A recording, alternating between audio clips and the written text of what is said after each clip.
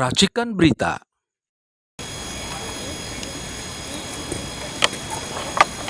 Assalamualaikum warahmatullahi wabarakatuh. Waalaikumsalam.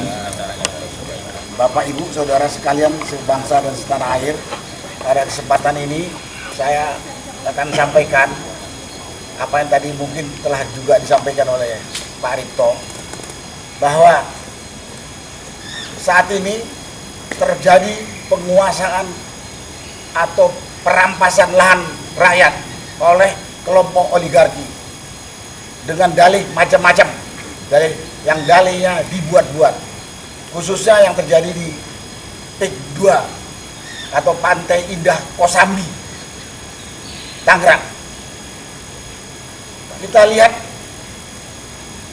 keputusan Menteri Koordinator Perekonomian bahwa lahan yang diberikan untuk kebutuhan PSN itu hanya 1.755 hektar.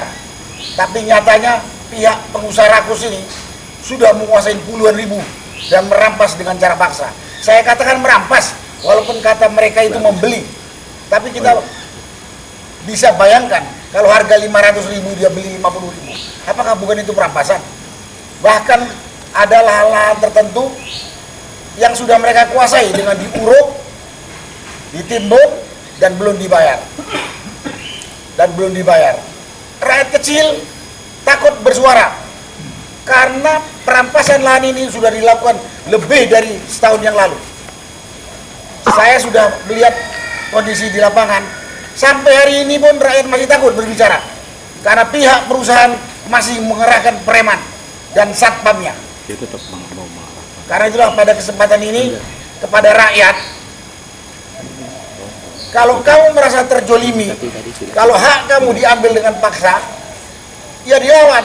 Nah, kami ini datang, kami ini bukan pengangguran, tapi kami ini adalah aktivis yang peduli dengan keadilan, peduli dengan hukum.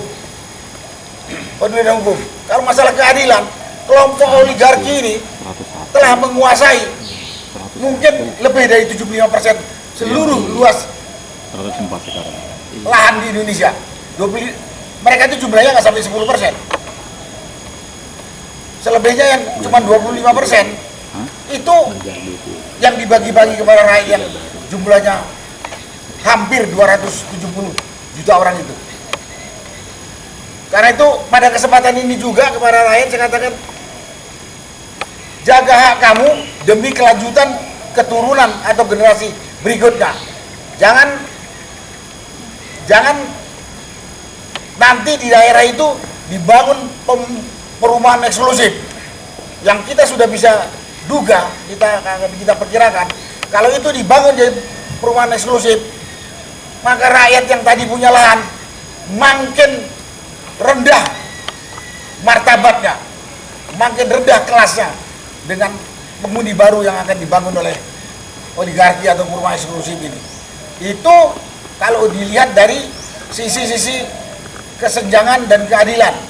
Kalau kita lihat dari sisi politik dan negara, indikasi pengembang akan membentuk negara dalam negara sudah sangat terlihat. Contohnya sekarang PIK 2 yang sudah dibangun tembok pembatas dengan masyarakat asli di sana. Ini kan bukan pembangunan namanya. Pembangunan oleh negara tidak boleh meninggalkan satu pun rakyat yang tidak menikmati. Karena itu faktor keadilan dan tanggung jawab negara. Nah, itu kepada rakyat. Karena itu besok kita tunjukkan kepada dunia bahwa kita ini protes dengan kebijakan negara yang menurut saya kebijakan gila atau konyol. Pembangunan perumahan dia bilang proyek strategi nasional. Di mana letak strateginya? Proyek strategi nasional yang mengelola, yang memiliki swasta. Gila tidak? Menurut saya gila ini adalah pemerintah yang memberi izin. Karena itu pada kesempatan ini juga saya sampaikan, saya himbau kepada pemerintah, terutama pemerintah setempat dan aparat keamanan. Jadilah kau jadi aparat pemerintah yang benar sesuai tugas pokok.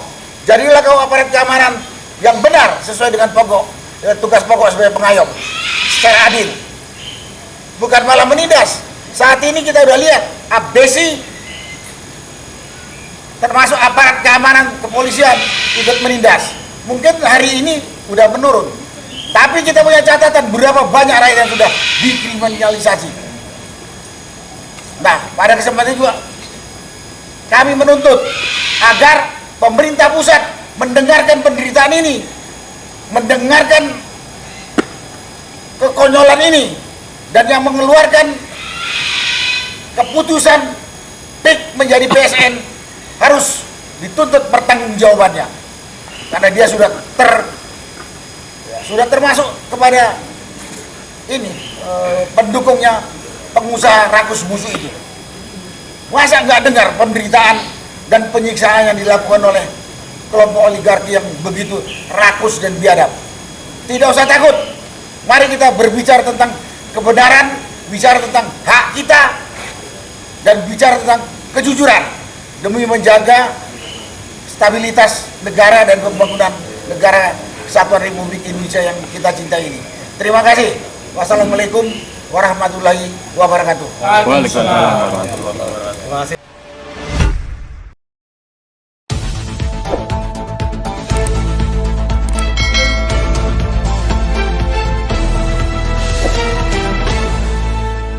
Racikan Berita